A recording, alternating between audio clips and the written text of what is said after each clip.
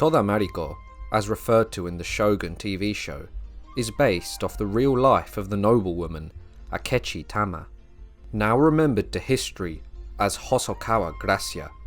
She was born during the tumultuous era of the Sengoku period, a period in Japanese history in which civil wars took place continuously throughout the 15th and 16th centuries. During this time, the power of the Ashikaga shogunate and the emperor were both greatly diminished, with both unable to unify or control the daimyos in the country. So dire was the situation that the shogun, the de facto ruler of the country, held no influence and was reduced to the puppet of various warlords. At the same time, Christian missionaries had arrived in Japan, and by the 1540s, over 100,000 people had converted, including many daimyos, and also the noble lady Akechi Tama would also convert. However, Christianity would soon represent a threat to the national unity of Japan. Many daimyos converted to Christianity to gain access to gunpowder and various weapons which the Christians had brought over from Europe. The first daimyo to convert to Christianity was Omura Sumitada, the first ever Roman Catholic Japanese lord, in the year 1562. He began a scorched earth campaign against local Buddhists, destroying their temples. This example of fanaticism, or religious devotion, added to the Japanese suspicion against the new religion. Nevertheless, Akechi Tama's faith would not waver, even though there were edicts by the emperor himself to ban the religion. She was one of the only upper-class women in Japanese history to convert to Catholicism during this era. This is her story. Akechi Tama was born in the year 1563, being the daughter of Akechi Mitsuhide, a Japanese samurai general who was in the service of Oda Nobunaga, one of the most powerful daimyos in Japan. Her mother was named Tsumaki Hiroko and was a noblewoman. Not much is known about Akechi Tama's early life, but after the siege of Mount Hiei, Tama's father Mitsuhide would receive much land from Oda Nobunaga and would build a fortress named Sakamoto Castle. Due to Tama's father's prowess in battle, she would grow up in a castle, receiving all of the benefits a Japanese noblewoman would. When Tama was 16 years old, she married Hosokawa Dadaoki, a samurai warrior and the head of the Hosokawa clan. The couple would have 5 or 6 children together. Tama was described as a beautiful and intelligent woman who loved to learn. She was also said to have a melancholic nature. In the year of 1582, Tama's father Mitsuhide found himself embroiled in a tumultuous series of events. Initially tasked by Oda Nobunaga to lend aid to Hashiba Hideyoshi's campaign against the Mori clan, Mitsuhide, however, ignored these orders. He mustered an impressive force of 13,000 valiant soldiers, defying Nobunaga's commands as he marched towards the sacred Honnoji temple. Mitsuhide's army encircled the temple, and in a blaze of passion or perhaps madness, set it alight. Amidst the engulfing flames, Mitsuhide's blade fell across all who crossed his path, leaving in its wake a scene of chaos and sorrow. The once untouchable, powerful Oda Nobunaga found himself compelled to embrace the ritual of seppuku, bested and betrayed by his most trusted general. He would surrender himself to his blade to safeguard his honor. In the aftermath of Nobunaga's death, Nobunaga's son, Oda Nobutada, fled the scene but was surrounded at Nijo Castle and was killed. Mitsuhide's betrayal of the Oda clan shocked the capital, and he would move quickly to secure his position. Mitsuhide then looted Azuchi Castle in order to reward his men and maintain their loyalty. He then attempted to establish himself as the shogun, but just 13 days later, Toyotomi Hideyoshi, the most powerful daimyo in the country, would meet him at the Battle of Yamakaze, where Mitsuhide was defeated and was eventually killed by a gang of bandits after fleeing the battle. Since Mitsuhide betrayed and murdered his lord Oda Nobunaga, this made the teenage Akechi Tama the daughter of a disgraced traitor. Her husband, Hosokawa Tadaoki, did not wish to divorce her and sent her into exile. She would go to the mountains of the Tango Peninsula in order to keep herself hidden. Tama would remain there for 2 years until the year 1584, where Toyotomi Hideyoshi requested that Tadaoki bring Tama to the Hosokawa mansion in Osaka. Tadaoki would finally reunite with his wife Tama, but was unsure of their stay in Osaka. Hideyoshi's reputation as a womanizer instilled fear in Tadaoki, who dreaded any potential advances towards his wife.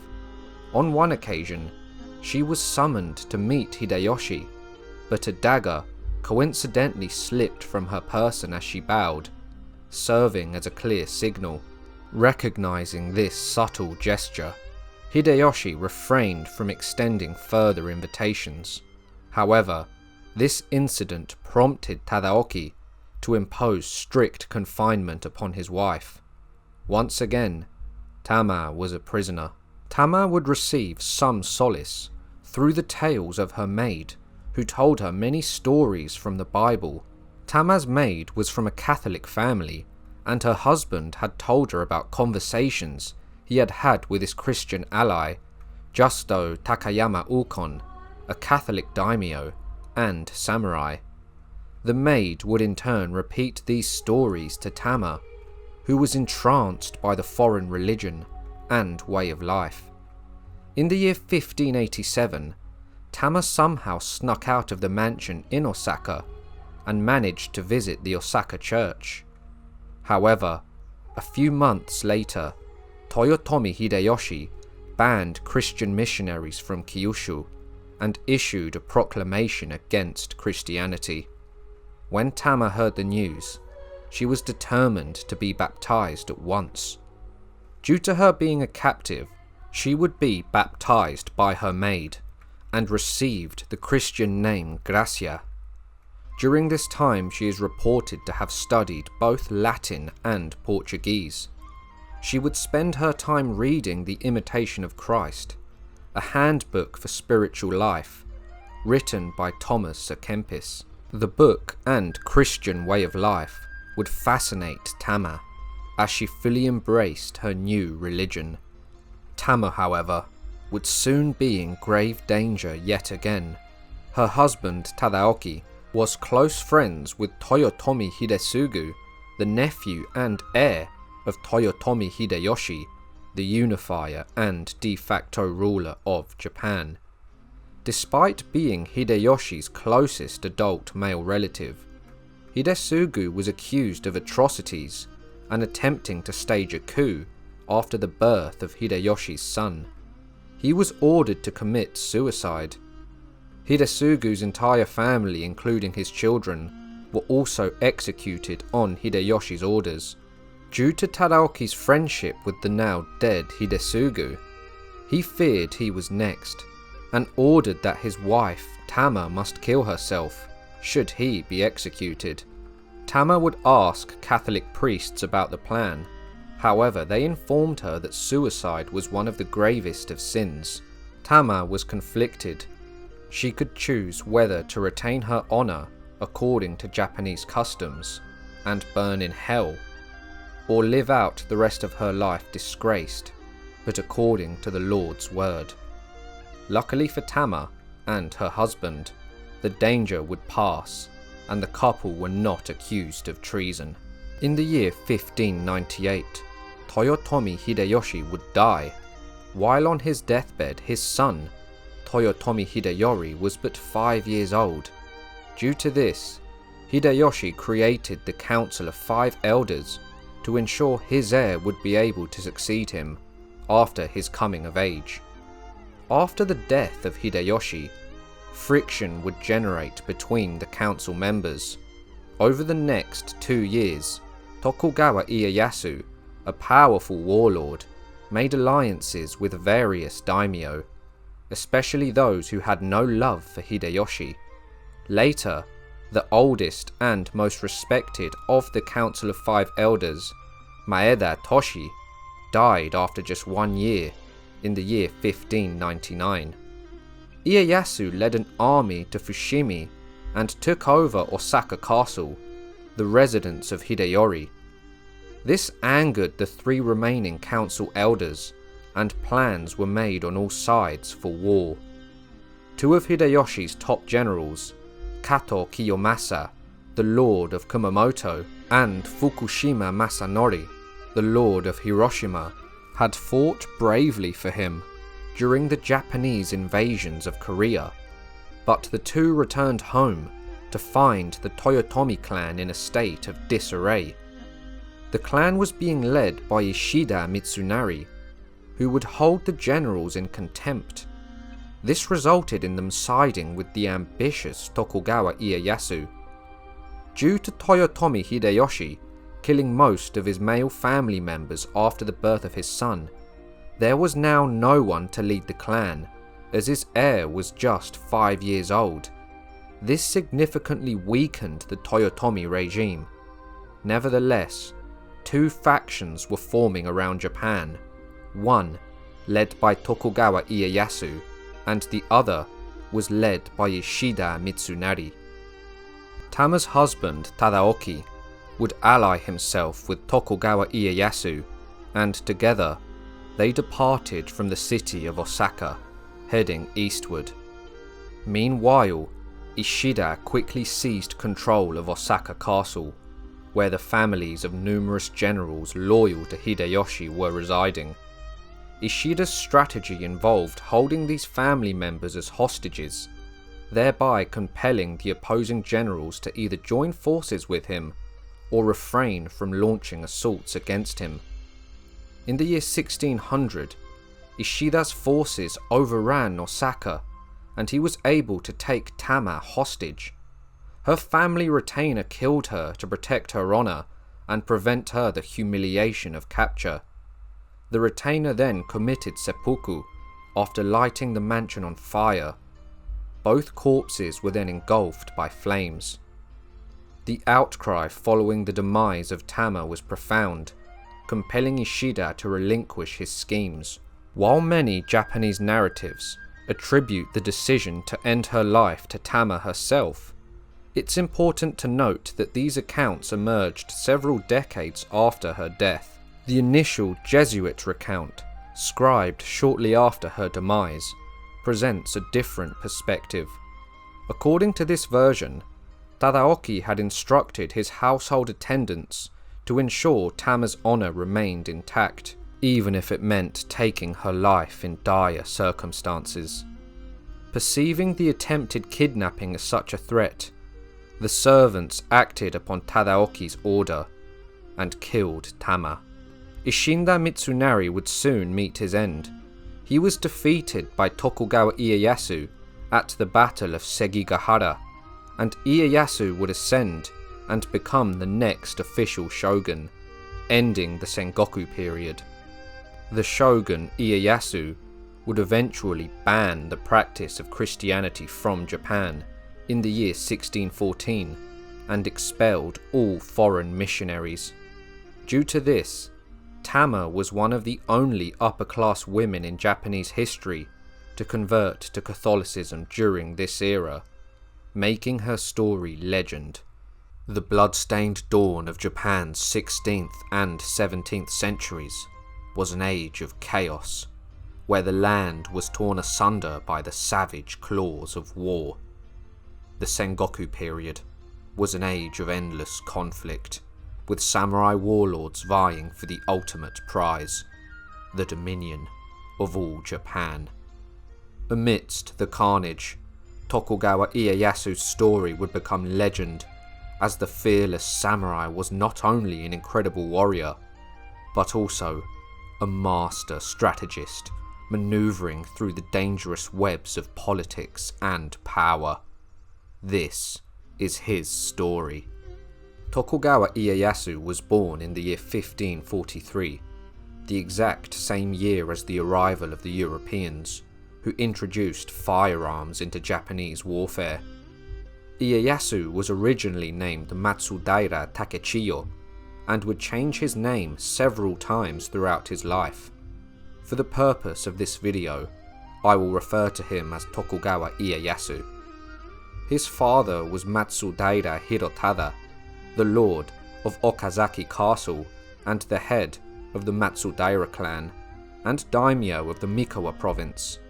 Ieyasu's mother was named Odai no Kata, who was the daughter of a neighbouring samurai lord named Mizuno Tadamasa.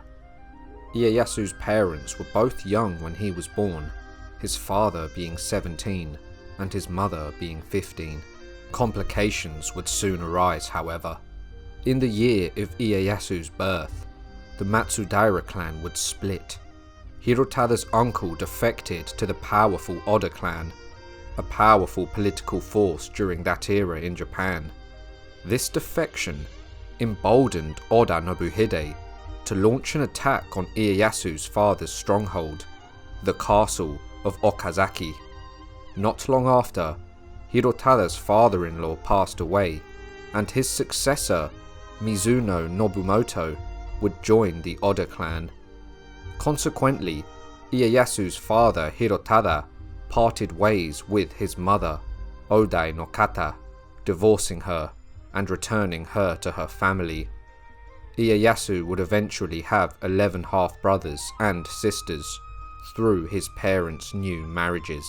As Oda Nobuhide pressed on with his relentless assault on Okazaki, Hirotada found himself in dire need of support.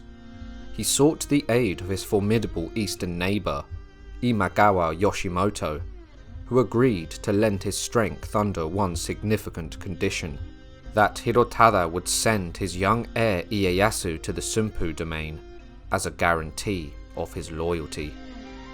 Nobuhide, however, through a network of spies, learned of the deal. The cunning warlord then swiftly orchestrated the abduction of Hirotada's 5-year-old son, Ieyasu. In a chilling turn of events, Nobuhide, perhaps seeking to break Hirotada's resolve, threatened to execute Ieyasu unless his father renounced all ties with the Imagawa clan. But Hirotada, with unwavering determination, refused to yield, asserting that sacrificing his own flesh and blood would demonstrate the depth of his commitment. Surprisingly, Nobuhide chose not to end Ieyasu's life, but instead kept him captive for the next 3 years. Legend has it that during this period a fateful meeting took place. A 6-year-old Ieyasu encountered a young Oda Nobunaga who was 14 at the time. This meeting would unknowingly set the stage for future alliances and conflicts among the great families of Japan. In the year 1549, Ieyasu's father Hirotada met a brutal demise. Betrayed by those sworn to his service, he fell victim to the treachery fueled by the bribes of gold by the Oda clan. Simultaneously, across the vast expanse of Japan, fate's hand dealt a harsh blow to the mighty Oda clan. Oda Nobuhide, whose name commanded fear and respect alike, succumbed to an epidemic of sickness. In the year 1551, the looming shadow of conflict descended upon the castle where Oda Nobuhiro, the acknowledged but illegitimate son of Nobuhide, sought refuge. Imagawa Sesai led an imposing army and besieged the stronghold, threatening to engulf Nobuhiro in the turmoil of battle. Yet, salvation arrived in an unexpected form. Oda Nobunaga, the audacious second son and rightful heir of Nobuhide, emerged as a beacon of hope through skillful negotiations.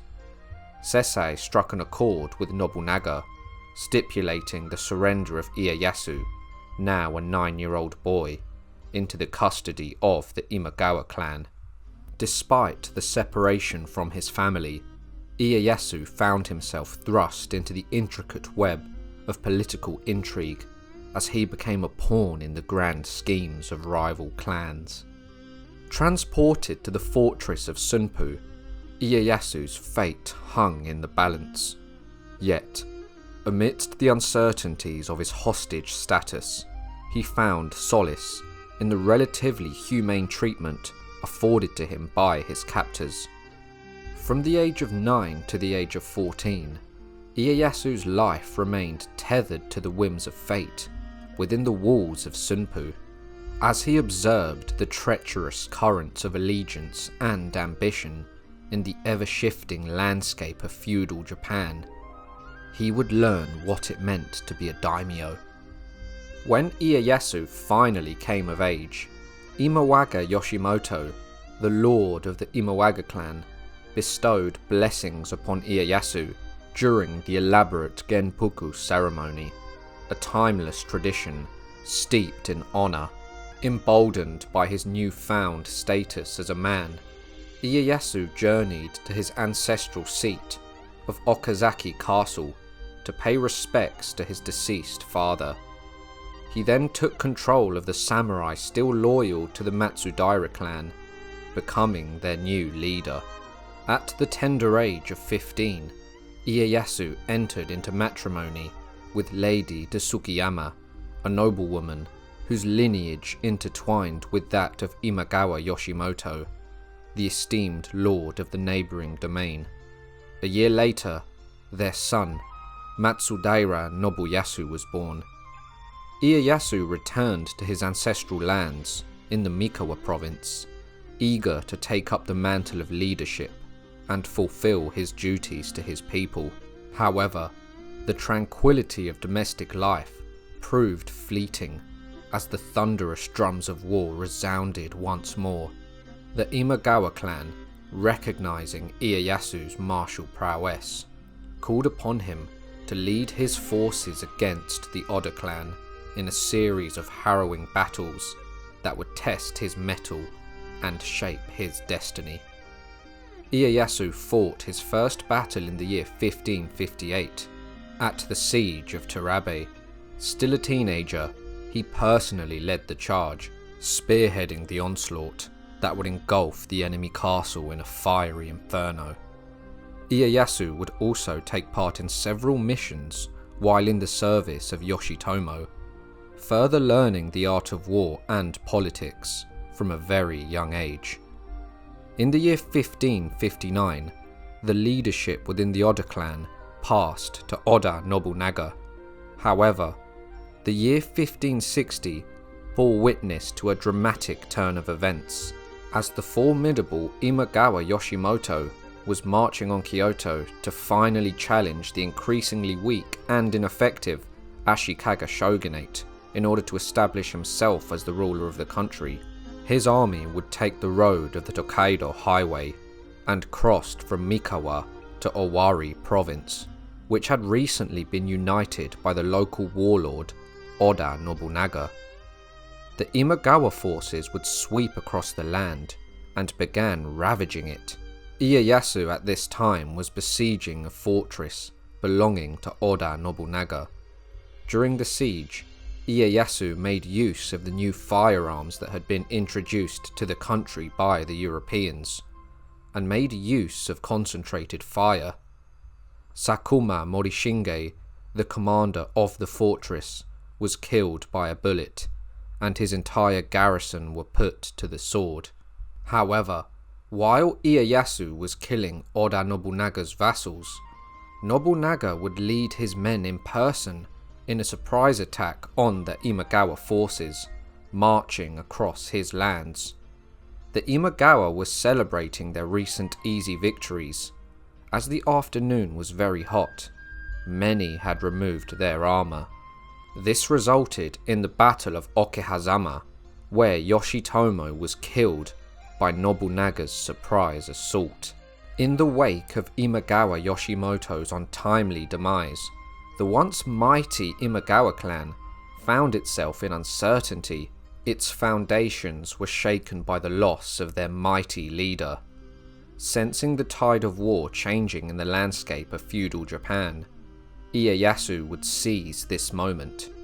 He rallied his loyal warriors, marching them back to Okazaki Castle, his ancestral seat. Ieyasu would reclaim his birthright, marking the dawn of a new era and cementing his place among Japan's daimyos. In a turn of fate, Ieyasu decided to ally himself with Oda Nobunaga. Ieyasu had met him before when he was a hostage, and the two former enemies became friends. A secret deal was needed because Ieyasu's wife, Lady Tsukiyama, and his infant son Nobuyasu were being held hostage in Sunpu by Ieyasu's old fallen lord's son and heir, Imagawa Ujizane. In the year 1562, Ieyasu would lay siege to Kaminogo Castle, and he commissioned Hattori Hanzo, a famous ninja, to attack it under the cover of darkness in a stealth mission, setting fire to the castle and capturing the lord of the castle's sons.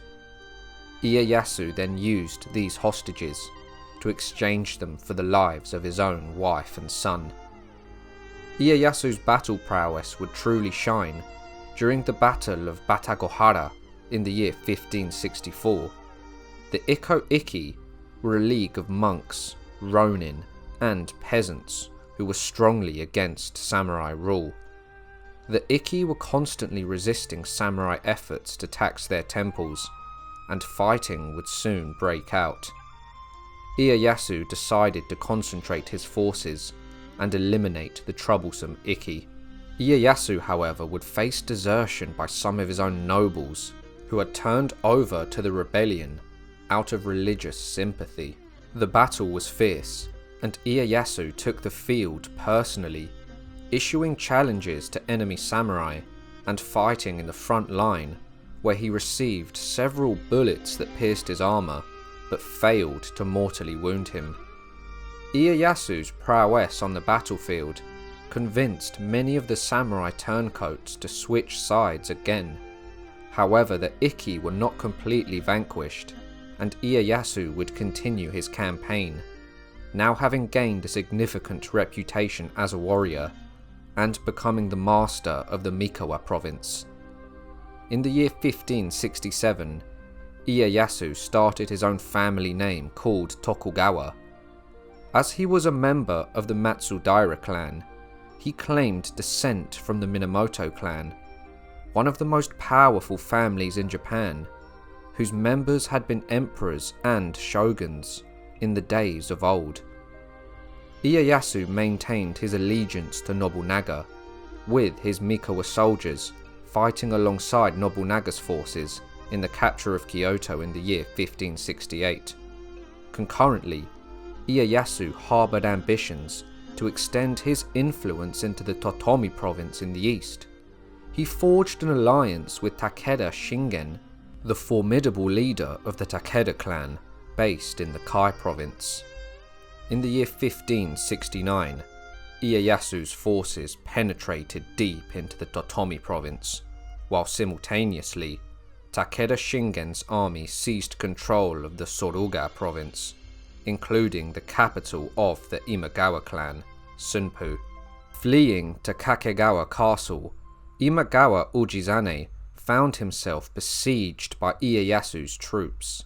In a shrewd move, Ieyasu negotiated with Ujizane, offering assistance in reclaiming Suraga if Ujizane surrendered the Totomi province.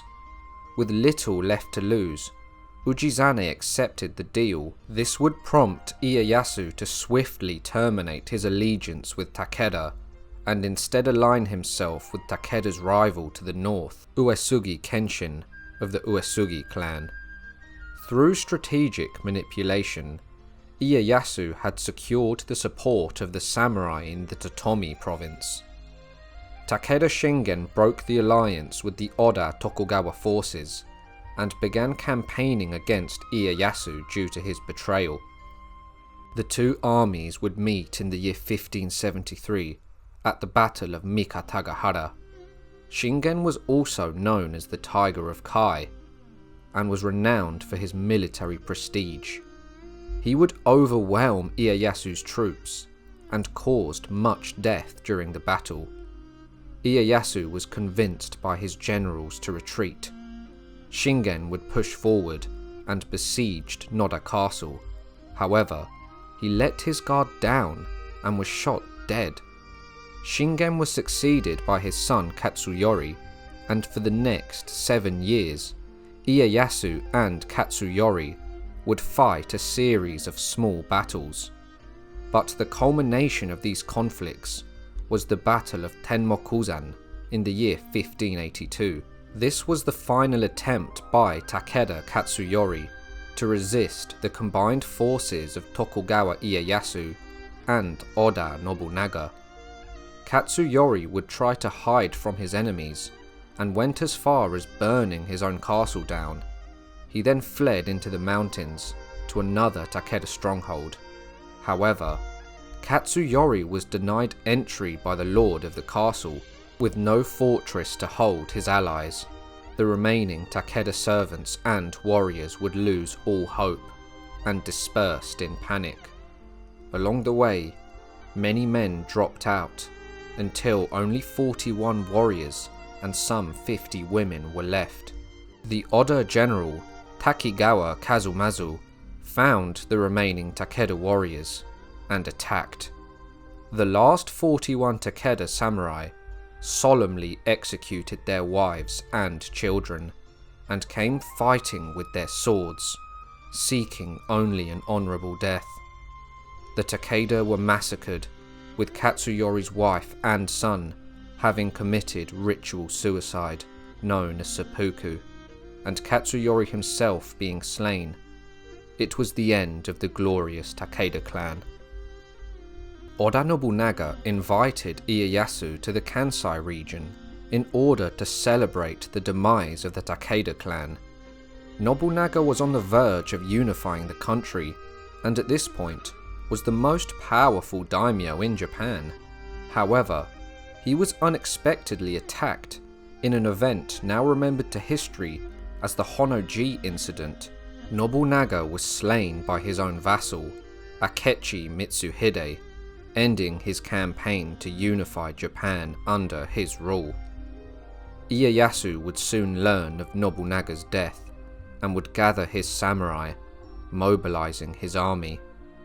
In 1583, a struggle for supremacy in Japan unfolded between Toyotomi Hideyoshi and Shibata Katsue, one of Nobunaga's old trusted generals. Ieyasu, renowned for his patience and wisdom, refrained from aligning with either party in this conflict. Hideyoshi would emerge triumphant over the conflict in the Battle of Shizugatake, thereby solidifying his position as the foremost daimyo in Japan.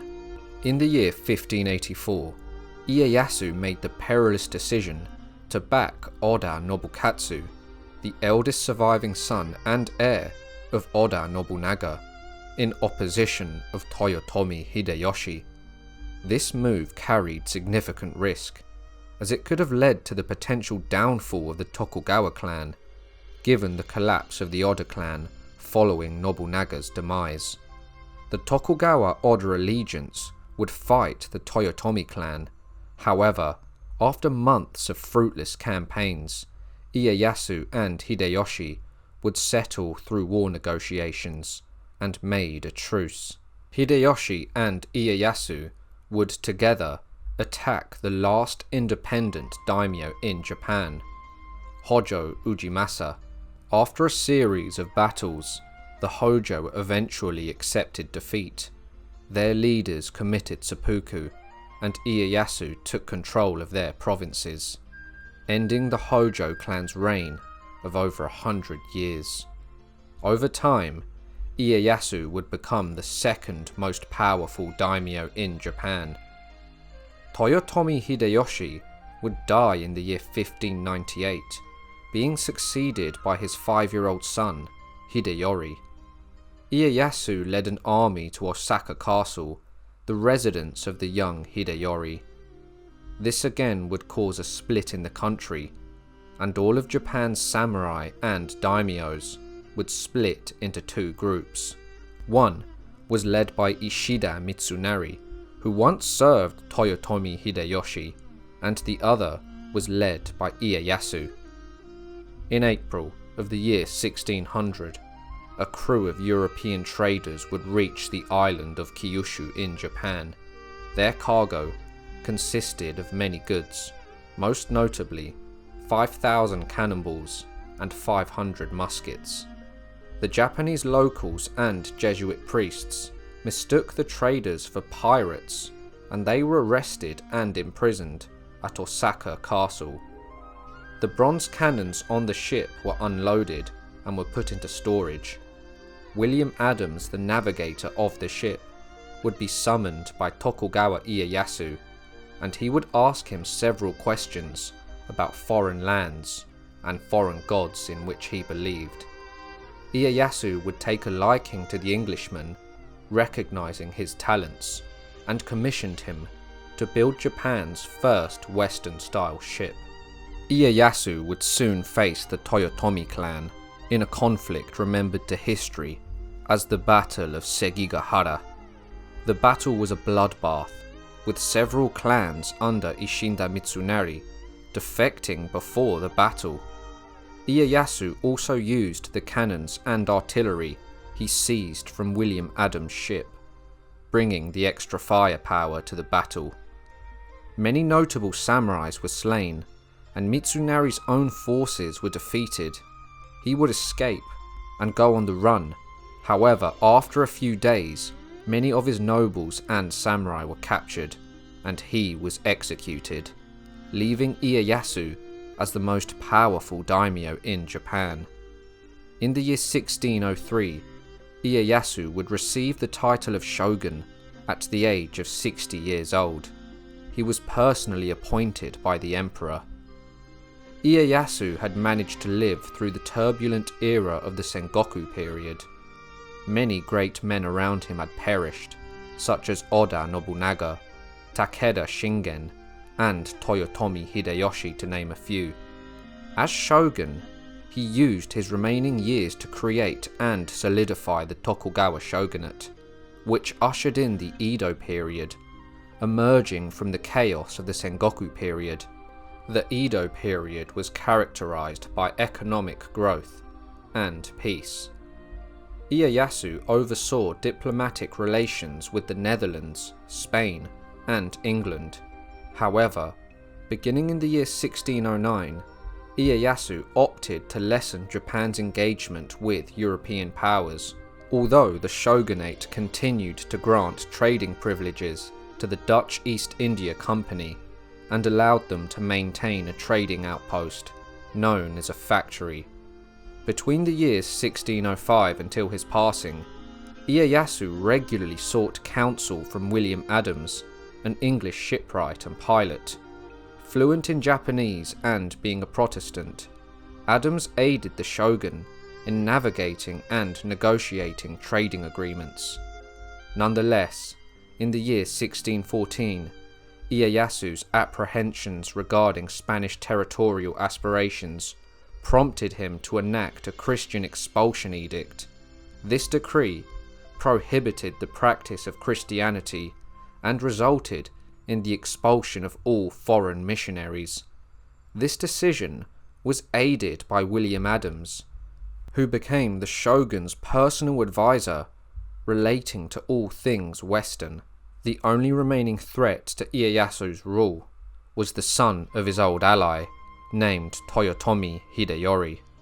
Now a youthful daimyo residing in Osaka Castle, Hideyori garnered support from numerous samurai who opposed Ieyasu, asserting his claim as the legitimate ruler of Japan.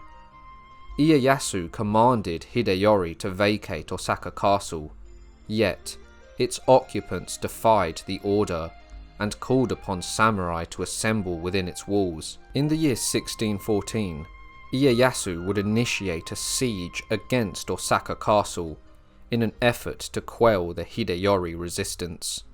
At last, in the latter part of the year 1615, Osaka Castle succumbed, and nearly all of its defenders, including Hideyori and his mother, met their end, extinguishing the Toyotomi line. There were now no more threats to the Tokugawa's dominion over Japan. Ieyasu would die soon after, in the year 1616, at the age of 73. During his life, he was capable both of great loyalty and also betrayal. He could be honest, but also manipulative. He was cruel, ruthless, and highly intelligent. In this era of violence, bloodshed, and death, Ieyasu was a product of his environment, being left for dead by his father and traded as a hostage from when he was a boy. His master political strategy, combined with his battle prowess and chance, allowed him to rise from a relatively minor daimyo to the de facto ruler of Japan, the Shogun. It is said that Ieyasu fought as a warrior in 90 battles and fathered around 20 children. The Tokugawa shogunate would endure from the years 1603 until 1868, leading Japan to experience rapid economic growth and urbanization, which led to the rise of the merchant class. William Adams, also known as Miura Anjin in Japan, was an English sailor who became one of the first Western samurai in Japanese history. His life story is one of tragedy, remarkable transformation, and cultural exchange. William lived during the Elizabethan era, also known as the Golden Age, which represented the English Renaissance. It was an age of exploration and expansion abroad. Economically, the country would begin to flourish and benefit greatly from the new era of transatlantic trade. This era was marked by sailors wishing to make their wealth by crossing the depths of the ocean. William Adams was one of those men. This is his story. William was born in the town of Gillingham, a county in Kent, England, with not much opportunity. He came into the world in the year 1564, growing up in modest circumstances. His father would soon die when William was just 12 years old. As the man of the house, William now needed to become a provider and secure an income. He would become an apprentice to the shipyard owner Master Nicholas Diggins and spent the next 12 years of his life learning the art of shipbuilding, astronomy, and navigation. In the year 1585, the Anglo-Spanish War would begin. It included much privateering against Spanish ships and several naval battles. Privateers could become incredibly rich by seizing an enemy ship's cargo while being under the protection of the crown and taking a percentage of the plundered loot. William, perhaps enticed by wealth, served in the Royal Navy under the famed Sir Francis Drake. During this time, William was the master of a resupply ship, aiding his fellow sailors against the Spanish Armada in order to secure England's domination over the sea and make himself a rich man. William would marry during this time to a woman named Mary Hinn, and the couple had 2 children together, a son named John and a daughter named Deliverance. Not long after, William would become a navigator for the Barbary Company, a trading firm established by Queen Elizabeth, supplying cloth and sugar. During this service, it is recorded that William took part in an expedition to the Arctic, a polar region in the northmost part of the Earth. This would last for 2 years, while he was searching for the Northeast Passage, a shipping route between the Atlantic and Pacific Oceans. William would soon make it to the rank of Pilot Major, and he would be in charge of navigation of a 5-ship fleet journeying from the Isle of Texel in Holland to the Far East. He was attracted by the Dutch trade with India, as was his brother Thomas. The Dutch were also allied with England and were too at war with Spain. William and his brother Thomas would set sail from Rotterdam in the year 1598 with a fleet of 5 ships. The mission was to journey to South America, where they would trade their cargo for silver. Then they would head to Japan to buy exotic spices before making their way back to Europe. The expedition, however, would go incredibly wrong. One ship was lost at sea near the Hawaiian Islands. Another would abandon the mission and return to Rotterdam, while other ships were captured. Only one ship would reach Japan after much hardship, suffering, and death. In April of the year 1600, after more than 19 months at sea, the men landed off the island of Kyushu in Japan. The surviving crew numbered 23, when they had originally set out with 100 men. They were shadows of their former selves, dying, sickly, and weak, reduced to flesh and bone.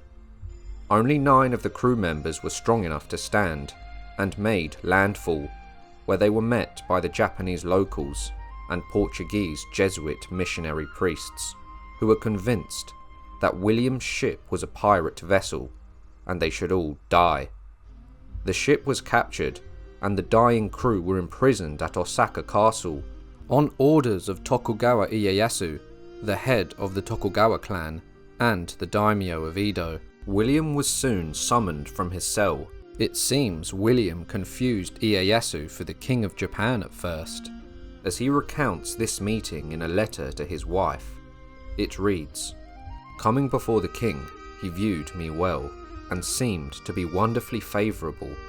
He made many signs unto me, some of which I understood, and some I did not. In the end, there came one that could speak Portuguese. By him, the king demanded of me of what land I was, and what moved us to come to his land, being so far off. I showed him the name of our country, and that our land had long sought out the East Indies, and desired friendship with all kings and potentates in way of merchandise, having in our land diverse commodities, which these lands had not. Then he asked whether our country had wars. I answered him yes, with the Spaniards and Portugals, being in peace with all other nations. Further he asked me, in what I did believe. I said in God, that made heaven and earth. He asked me diverse other questions, of things of religions, and many other things, as what way we came into the country. Having a chart of the whole world I showed him, through the Strait of Magellan, at which he wondered, and thought me to lie. Thus, from one thing to another, I abode with him till midnight." William intrigued Ieyasu, and his shipbuilding knowledge and navigation experience would become extremely useful to the ambitious daimyo. Ieyasu would order William to build Japan's first Western-style ship, which proved to be a success. The following year, a larger vessel of 120 tons was constructed. Tokugawa Ieyasu would personally come aboard the ship to see it, and just the sight of it made him content. He would personally thank William, and invited him to his palace whenever he liked, taking a liking to the Englishman. During this period, Tokugawa Ieyasu had taken part in the Battle of Sekigahara, the largest battle of Japanese feudal history. After his victory, he became the Shogun, a title of the military dictator of the country.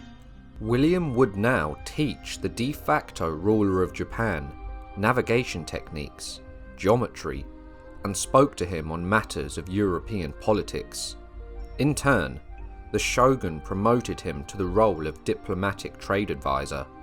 Eventually, his position evolved into becoming the shogun's personal advisor on all things related to the West.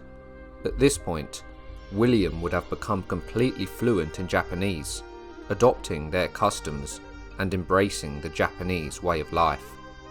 William was conflicted. In his new life, he had wealth, status, respect, and was extremely important. But he had left his wife Mary and his 2 children in England, and he missed them, writing to his wife frequently. William told Ieyasu of his feelings, but his news fell on deaf ears. The shogun would initiate a ceremony. Ieyasu presented William with 2 swords, and declared him a samurai. He then announced that William the Navigator was dead, and Minoru Anjin the samurai had just been born. The shogun told William that his wife in England was now a widow. Nevertheless, William was still able to send Mary regular support payments, not wanting his family to become destitute. William was now a samurai. They were usually hereditary military nobility, but on this occasion, the custom had been broken. Samurais were well-paid retainers of their daimyo and held high prestige. William received an extremely good salary, enough to own a whole estate with 80 servants. His wealth and influence was far beyond what a poor boy from Gillingham could have imagined. In the year 1613, William would remarry a Japanese woman named Oyuki, and the couple had 2 children together. The former English sailor had now completely integrated into the society. William had a high regard for Japan, its people, and its civilization. In one of his letters it reads, "The people of this land of Japan are good of nature, courteous above measure, and valiant in war." In time, William arranged the building of trading factories in Japan for both Dutch and English East India companies. With more Englishmen being in Japan, William perhaps may have been excited. However, now a wealthy samurai, and being fluent in Japanese, he refused to stay in their quarters. This reflects that William had heeded the words of Tokugawa Ieyasu, and that he was no longer an English sailor, and was now a samurai. During the 17th century, Christianity was spreading in Japan. It was an extremely different concept to the traditional religions of Japanese Shinto and Buddhism.